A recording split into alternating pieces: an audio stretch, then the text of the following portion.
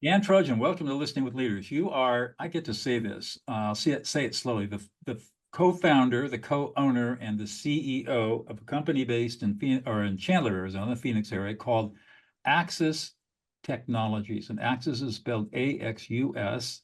The website is axustech.com. I went to the website, and I'm a pretty smart guy, but I am not an engineer. What the heck do you guys do? Yeah, a lot of people ask that question and they tend to ask it over and over again because it takes a while before it sticks. When you make computer chips, and these would be memory chips, processing chips, chips for cell phone signal transmission, all this type of thing, all these integrated circuits, semiconductor devices, there are hundreds of processing steps that need to go. It's very complex, very difficult for lay people to understand, but there are hundreds and hundreds of steps that have to happen, many of them over and over again, before you can actually make a functioning computer chip that you could say put in your computer or your cell phone or something. And what we do is we specialize in designing and manufacturing very specific types of equipment that are used for certain of those steps that go over, they're used to actually make computer chips. So it's called, generically in our lingo, we call it semiconductor manufacturing equipment or semiconductor process equipment. So don't you have a big chip plant being built there in Phoenix? Yeah, it's a very exciting time. Everybody knows about Silicon Valley, right? For as long as most of us have been alive, that's been a household term. And now what's happening is, for multiple reasons, a lot of that activity is moving, or just is really accumulating and building up in the Phoenix metropolitan area. Just to the south of us here, a couple miles, is where Intel has had their biggest concentration of what we call fabs, which are semiconductor fabrication facilities or factories. The biggest concentration of fabs for Intel are all just south of us here in a different suburb of Phoenix area. And then the largest, so those are companies that make their own chips. Intel makes their own chips. Many companies do.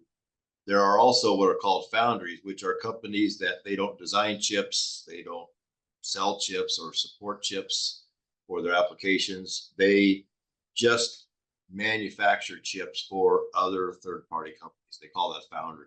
It was a radical idea back in the, say, late 80s, early 90s. It started in Taiwan. And now one of the most valuable companies in the world is a company called TSMC, which is Taiwan Semiconductor Manufacturing Company. Right, I'm familiar with it. And they are building huge, already two, and they're planning to do up to six, what are called gigafactories or gigafabs, where they will massive factories to build chips for third parties. And that, what they've done, that was the original business model was theirs, and they have now grown that into one of the most valuable companies in the world. And so does your company then manufacture equipment that you sell to these fabrication facilities? We sell to those types of businesses and business models and customers, but one big differentiation in our industry is how large the wafers are. Wafers of silicon, very high purity silicon, that the chips are made on, are fabricated on. And so the largest portion of our industry is the largest wafer, which is 300 millimeter, which is nominally a foot in diameter. That is where the high volume leading edge stuff occurs in our industry. That is not our core market. Our core market is for the next size smaller wafer, which is 200 millimeter, nominally 8-inch diameter. And that is more used for a lot of very interesting, new, challenging types of materials rather than silicon. Silicon is the most prevalent element on Earth. It's just sand basically that gets very highly purified and processed. That is basically the starting material for silicon. But as the technology gets more and more prolific in our society, there are a lot of other applications and technologies that don't rely on silicon, and that's the part of the overall ecosystem where we focus. A good example of that is a very new material called silicon carbide, which was originally brought to a large scale by Tesla because Elon Musk and Tesla realized that by using a much more advanced optimum type of material, they could actually extend, say, the range of an electric vehicle by 25 to 40%. And that's an area that is driving a lot of our growth currently, is this process equipment I described earlier that is used for these very advanced novel materials like silicon carbide. How the heck did you get into this business? The way I got into this business was my uncle worked for a company that was just starting to get into semiconductors from other materials that they worked on, were similar materials like glass. And he was the manufacturing supervisor. He saw me working as a busboy in a Mexican restaurant. And he said, "Hey, Dan, I can tell you really hustle when you're on the job." He said, "How about you come to work for me and you can learn some actual trade skills, technical skills," which sounded great to me. And then I spent about the first couple of weeks in that new job sweeping the shop floors and cleaning up the machine shop and taking out the trash. So it was a pretty humble beginning as far as learning the trade skills. But over time, I did learn a lot of very valuable trade skills from that. And then when I left the company because I thought I wanted to be a commercial fisherman, and then I realized that had its own set of challenges that I didn't see coming. So I decided I better go back to college, get my engineering degree, which I did. And when I completed my degree, the company asked me to come back to work for them in engineering. And I really started that was when they're just getting into semiconductor type of equipment. And so I led the charge at that point in my career. And how did Axus get formed? Yeah, so I worked for that company for many years, worked my way up to director of engineering, and then was seeking new opportunities, greener pastures. And so I worked for a couple of similar companies. They were competitors to the company I was working for originally. And then the company that I moved to Phoenix for one of those companies. And when I did that, two things happened. The dot-com bubble burst and 9/11. All of those things, dot-com bubble bursting was during the 2000s, basically. Right. And 2001 was 9/11. So basically there were no jobs. I was talking to headhunters and recruiters, and they said, "Dan, there's just no jobs in this industry, especially in Arizona.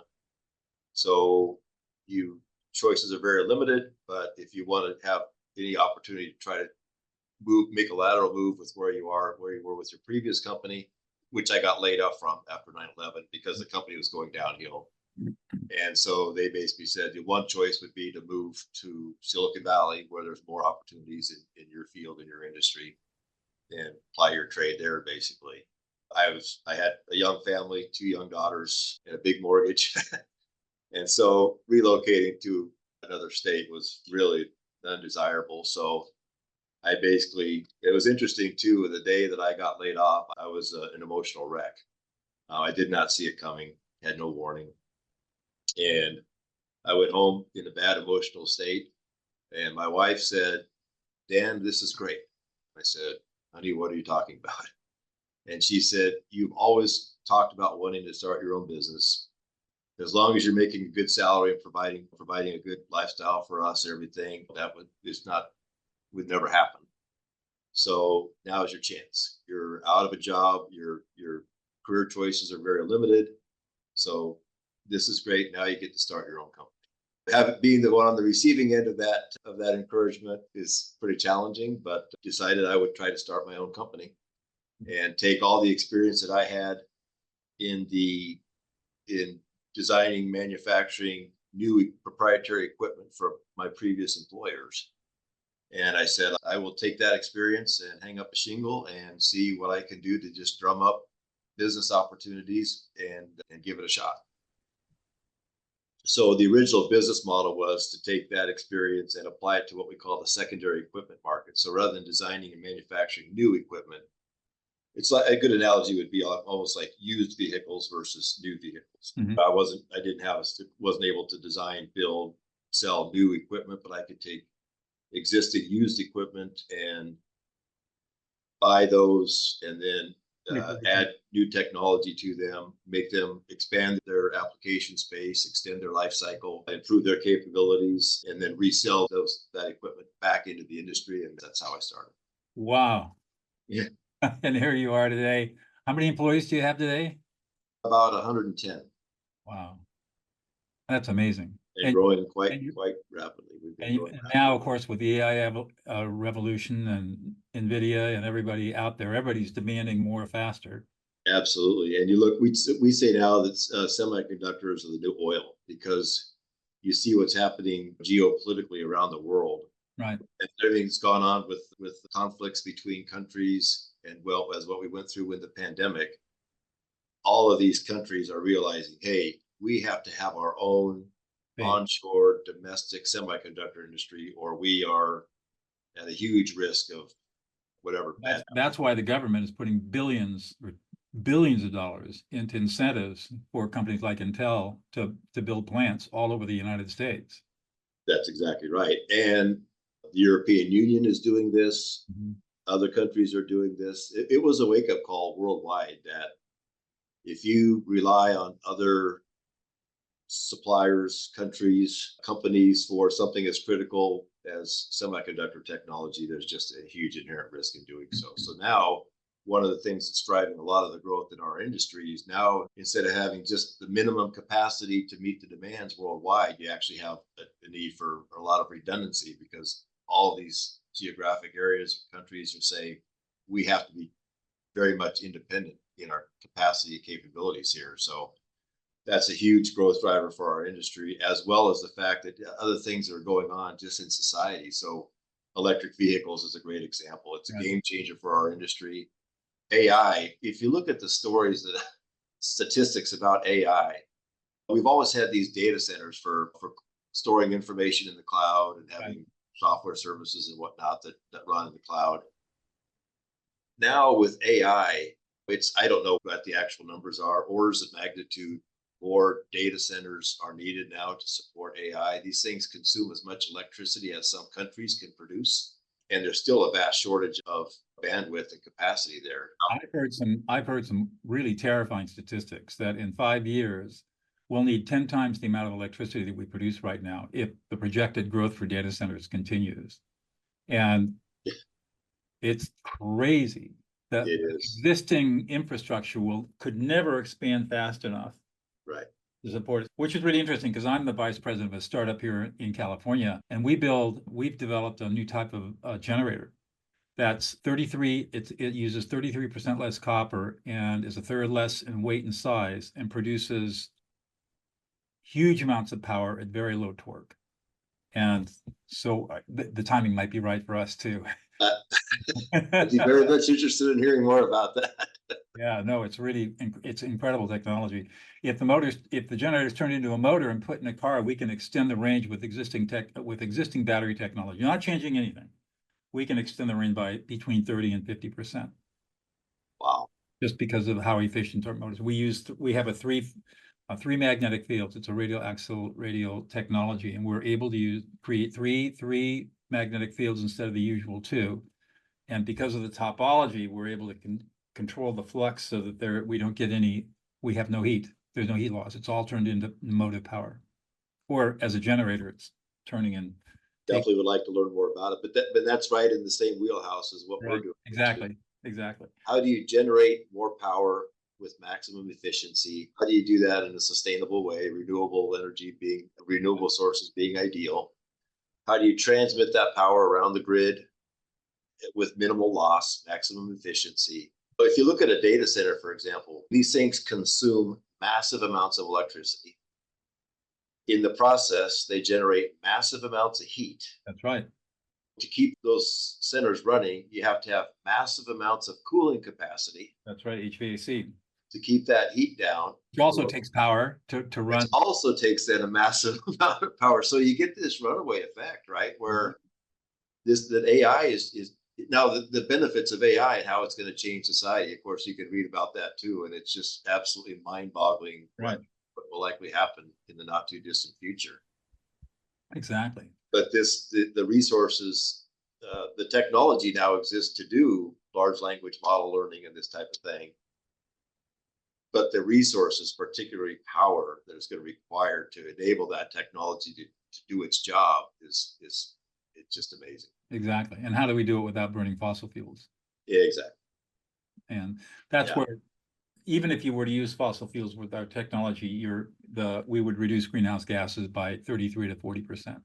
Which is huge. Same reason we're using different materials for electronic devices in automobiles. It's just so much more efficient. This technology has been around for a long time. It's been known, but it really just hasn't been economically viable until these other considerations become so paramount that now you have to implement these solutions because it becomes mandatory. So I'm curious, Dan, what is it? You've been doing this for a long time. What is it that gets you up in the morning, gets you excited to go to work? Certainly one of the big things is being a technology geek, which wasn't always maybe such a good thing, but some of us couldn't help ourselves. And now it's becoming maybe a little bit more attractive in society because tech is cool in a lot of ways. Right. But for me, I've always just been, I loved engineering. I loved learning engineering in school. I loved practicing it. And it's cliche to say, if you love what you do, you never work a day in your life. That's right. But it also is, it's very accurate and very true in a lot of cases. I've said that to employees here. If what you're doing here isn't something you really truly enjoy, then I would encourage you to try to go find something else. And if I can help you down that path, I'm happy to do it. I'm motivated. Right. I love what's a combination of technology and creativity. When you design a machine, you can do it an infinite number of different ways, but you have to you do it a certain way. But it's a very creative process, and it's based on technology, so it's a lot of fun. It's very stimulating. Also, I've enjoyed growing the business because it's a way for me to help other people. I hire people, I train them, I try to mentor them if I can. I take a lot of pride in the fact that we've been in business now for 22 years, and I've seen employees that come in here that have had children while they worked here. Now those children have grown up, become adults. A lot of them have gone through school or chosen a career path. For me, that's very gratifying to just be able to say I have been able to provide so many families with a stable work environment that gave them security, financial security, and job security, so they don't have to deal with the stresses of not having those things as part of their life path.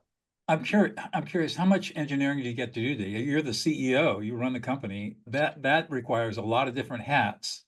You're absolutely right. I just saw the side. Yeah, I don't get to get Yeah. dirty as much as I want. I love working with my hands. I like tinkering with hardware, like writing software.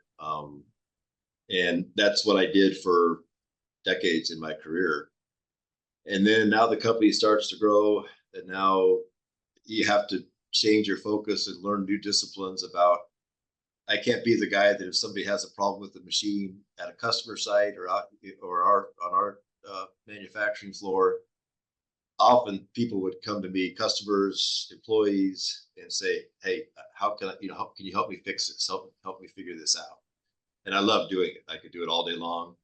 And then sometimes, typically on a Saturday, I'll come in here and have to do office work, emails, or write a proposal, or work on a quote or something like that. And the day just seems to go by so much more slowly because it's not as engaging and entertaining and stimulating as is the hands-on technical stuff that I love. But you're absolutely right. I don't really frankly get to do much of any of that anymore. I still would love to do it, but it's not my role anymore. So I spend a lot of time now with bankers and lawyers and accountants, statements and consultants, and it's a very different role than I'm used to.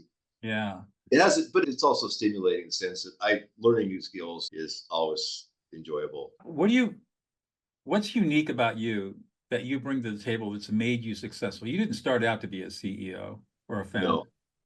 No. So you were self-taught along the way. What is it that you think is unique that has allowed you the success that you've had so far? I think a lot of it is persistence. I think the more you apply your trade and learn new skills and continue doing it just because you're driven and you enjoy doing it just naturally, and in a very pretty focused path. So I've worked with people that went from semiconductors to real estate to marketing to all these different areas. I've done this for a very long time because I've enjoyed doing it and I've been successful doing it. And I think one of it's sort of passion, just technical curiosity. persistence and perseverance. You don't quit. You just, I understand. and another one, I think for me personally, we're all different, but I've always been the technical geek on the technical side, but I've always enjoyed interacting with customers, certainly employees, suppliers, and partners. A lot of engineers, I think, tend to be pretty introverted and more focused just in the technical area. I've always enjoyed traveling, meeting with customers, hearing about their problems, seeing how their businesses operate. So I always feel blessed that I think I had a good mix of certain skills or abilities or interests that allowed me to go from a very technical role and career to something that's much broader. I do sales presentations with customers. I interact with them a lot. I travel. And most engineers, I think, really often prefer to be Right. more focused just on the technical work and just staying inside the office environment that they're familiar and comfortable with, and maybe not wanting to be maybe as outgoing as I have just because of the way I'm wired. Where do you see yourself in 10 years? That depends on if my wife is going to see. My wife would very much like me to start Slowing down a little bit?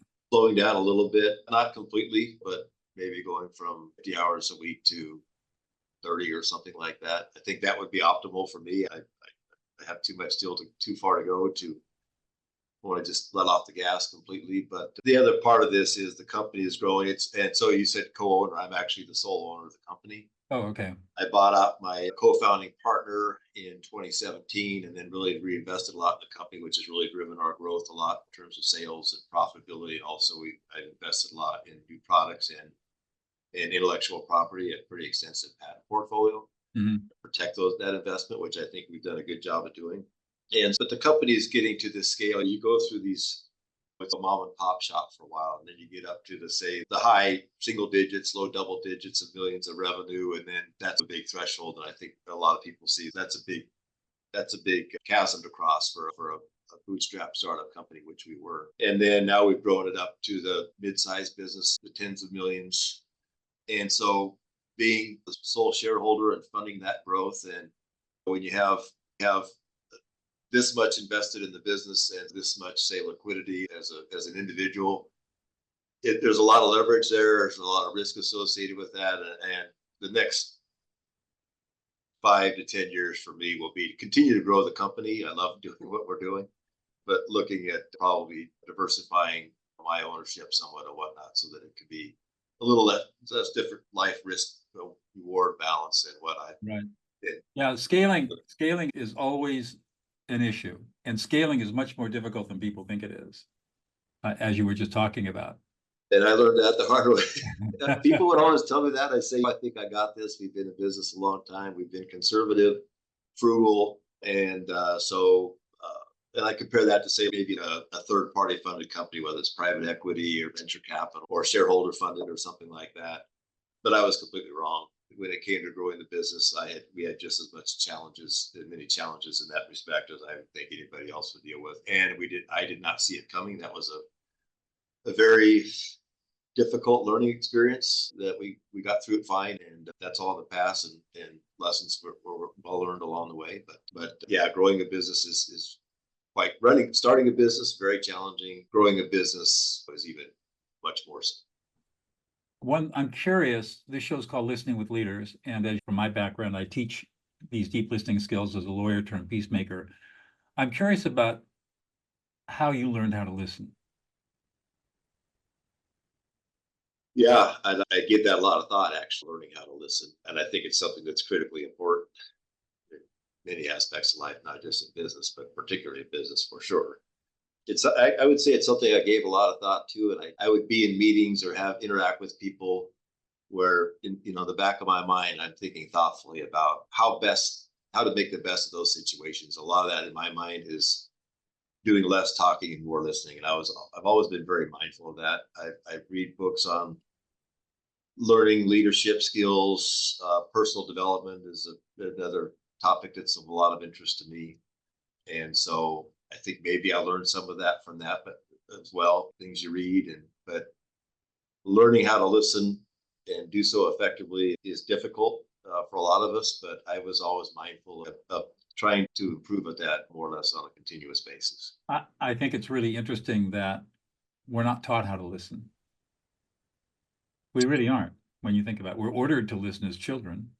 We're ordered to listen as students. We're ordered to listen as subordinates. But nobody ever teaches us how to listen. I totally agree. If you look at what's taught in the schools, I think things like this personal development, just as a broad category, and things like listening skills, communication skills, just there's, I think those of us that learn that, we learn it based on self-interest, self-discipline, self-driven, because there's no others. Otherwise, it doesn't happen. It doesn't happen in education. It doesn't happen in everyday life. And if it's not something that you're really thoughtful about, I think your mind just doesn't go there, and you just don't learn those things. And actual listening is counterintuitive to what we think it is. I learned a deep listen. I had an epiphany about listening back in 2005 in a very difficult conflict I was working in. And once I applied, in that case, I applied this epiphany just because I didn't have anything else to do. My back was up against the wall. And sounds familiar. it was unbelievable what happened. These people who were ready to kill each other reconciled and walked out 4 hours later. The litigation completely settled, and walked out holding hands. They were a former divorce couple, and walked out holding hands like nothing had ever happened. And 4 hours before, if there'd been knives on the table, there would have been blood on the floor. I'd never seen anything like it. I perused your website. Yeah. So you've seen some of the stuff that I do. I've read some information about what you do, the books you've written, and I would say as a student that's always trying to improve and learn, I will be reading one or more of your books, because I think it's a fascinating subject. It's something I appreciate. My publisher appreciates that, and so do I. It also seems like a unique subject. I've read about emotional intelligence. I've searched for books on that topic and whatnot, because I think that's interesting, but I don't know. I'm not aware of anything that just focuses more on what it sounds like is just the learning aspect of life and communication and interaction, and how to get better at it. I'm fascinated by the subject. So yeah, I grew up with a lot of disabilities. I had a lot of disabilities, and I had a lot of coaches that, as a child, that coaches and teachers who became very impatient with me. I couldn't see, I couldn't walk. There are a lot of things I couldn't do because I physically was unable. And I swore to myself that when I got through all of that, which I finally did, I would always teach the how, not the what. You just do it this way. No, that doesn't work. Here's how you do it. Step 1, step 2, step 3, and coach people through each step. And that's why I know today that I can teach anybody how to never have a fight or argument again in their life, because I figured out the how of it. This is how you do it. This is and here's the science. This is why you do it. This is what's going on in the brain. This is how it works. It's all science. It's all science-based. There's no voodoo stuff in here, no pop psychology. It's real hard neurophysiology that makes it work. So that's what makes it fun and gratifying for me. One more question, I'll let you go, Dan. What's something about you that we would never know about unless you revealed it to us? What's coming if you watched some of my earlier podcast? That's a tough question. I guess it would probably be, there are things that are quite important to me that I tend to more keep to myself, because I think there are some things that are good to interact with people. There are some things I maybe a little bit more introverted or protective of, and part of that would be religion. People don't really understand that I have strong faith. I'm trying to constantly build that faith, but that's something I don't necessarily outwardly share with a lot of people, because for my own personal reasons. Absolutely. Good for you. You are introverted, and guess what? You're somewhere in the 230, 240 episodes I've done on this show of CEOs and leaders. Of all the people that I've interviewed who are successful leaders, only one was an extrovert. Is that right? I'm an introvert. Every single successful person I've interviewed on this show, except for one, has been a deep introvert. That's fascinating. Isn't that amazing? I've never heard that. I know. I would never believed it. I know, but it's true. And there are people, I've interviewed people in every imaginable kind of business, from tech like you to big manufacturing to pharma to e-commerce, you name it. Some amazing stuff. Wine, a winery operator. Everybody, they're all introverts. Why? Pardon me now? Everybody would assume just the opposite, I would think. You would think, but what they're able to do, what everyone's able to do is they're able to project themselves out with confidence and having had a lot of experience and late amount of mistakes. They can speak, they can talk, but at the end of the day, they'd rather go home and be with their family and go inside to re-energize than to go out to a conference and glad hand everybody. And you see, you're nodding your head. I'm exactly the same way. Very true. And that's the way most successful CEOs that I've interviewed are. Very surprised. I thought you'd like to know that. You're not alone, my friend. Good to know. Dan, this has been a great 30 minutes talking with you. Thank you so much for your time today. I really appreciate it. Likewise, Doug, I really appreciate the opportunity. I've enjoyed it very much as well. You're welcome.